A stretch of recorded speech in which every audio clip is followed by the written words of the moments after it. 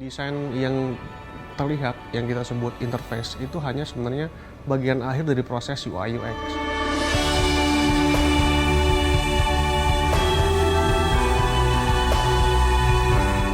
Saya berasal dari pelosok Kalimantan, Kabupaten Melawi tepatnya, yang mana akses infrastruktur jalannya masih belum bagus, infrastruktur internet jaringan juga masih banyak yang belum sampai ke daerah.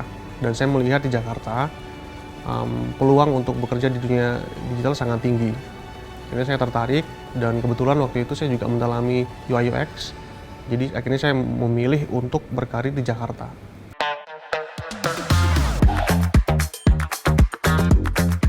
Sebelum saya di Telkom, saya bekerja di startup. Kemudian saya tertarik menjadi developer karena flexi workingnya, dan itulah awal mulanya saya tertarik menjadi developer. Bisa kapan aja untuk jam kerjanya, jadi asik aja gitu, kerjanya nggak terikat dengan waktu.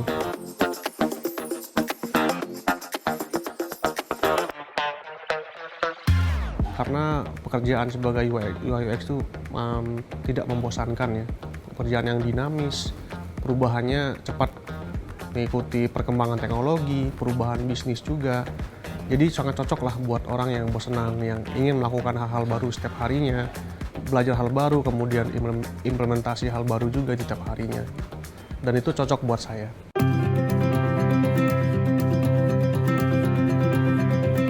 Desain yang terlihat, yang kita sebut interface, itu hanya sebenarnya bagian akhir dari proses UI UX. Kita coba sketching kasar ya, gambarin ide kita itu seperti apa sih gitu. Kemudian baru kita detailin ke UI high fidelity-nya. Kemudian setelah itu kita bikin prototype supaya menyerupai bentuk akhirnya gitu ya. Setelah jadi, kita testing nih ke usernya, udah cocok belum solusi yang kita berikan gitu ya. Kalau hasilnya memang bagus, sesuai dengan target kita, baru kita lanjutkan ke proses production gitu ya, di development-nya. Interview user sangat penting ya, karena dalam mendesain solusi, mendesain experience yang baik, kita tidak boleh menjadikan asumsi sebagai solusi. Karena bisa jadi apa yang user rasakan itu berbeda dengan apa yang kita asumsikan. Baru kita bisa memberi solusi atau ide yang kita mau kasih untuk menjawab problem user tadi. Pernah melakukan interview user, dan saat kita menanyakan tentang table, user itu mengira table adalah meja. Kalau tidak melakukan interview user, kita nggak akan ketemu pemahaman user seperti itu, karena balik lagi literasi digital masing-masing user pun berbeda. Itu perlu kita gali juga untuk memastikan tadi solusi kita kasih juga tepat. Teknologi itu berbanding lurus dengan literasi. Ketika literasi digital user baik, maka teknologi yang diserap juga semakin tinggi. Oleh karenanya, OCA menciptakan dashboard yang full user generated. OCA kalau dari singkatannya adalah Omnichannel Communication Assistant. Jadi sebenarnya kita platform komunikasi yang nge-provide dari berbagai channel dalam satu platform.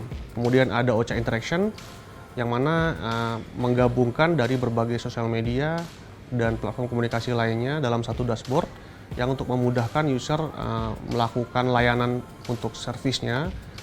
OCA Interaction sendiri adalah dashboard untuk two-way communication, jadi bisa berbalas agent dan customer-nya.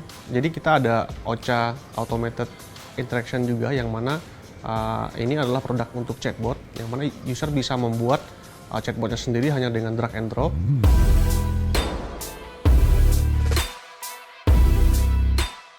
Memang dalam setiap problem kita biasanya menyediakan alternatif solusi. Pada akhirnya yang susah itu adalah bijak menentukan solusi yang kita akan implementasikan.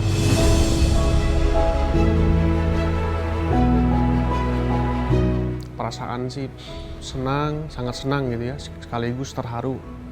Karena OCA banyak dipakai oleh berbagai bisnis, kemudian juga pemerintahan. Yang mana saya juga mengikuti dari awal di mana Ocha berdiri hanya dengan satu dashboard, kemudian sekarang berkembang jadi banyak dashboard.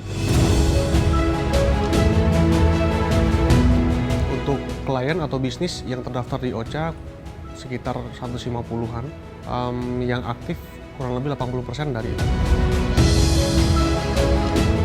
Saya melihat Ocha bukan sekedar platform komunikasi, tapi lebih ke ekosistem komunikasi. Saya yakin perjalanan UI UX itu masih panjang. Ini tuh titiknya belum di atas. Banyak hal baru, dan saya yakin kedepannya Ocha akan melahirkan banyak produk dan inovasi di dalam ekosistem platform komunikasi. Saya nggak pernah menyangka yang dulunya jauh dari teknologi, hidup di pelosok negeri, ternyata sekarang bisa bekerja dan bisa memberi impact di bidang digital tentunya.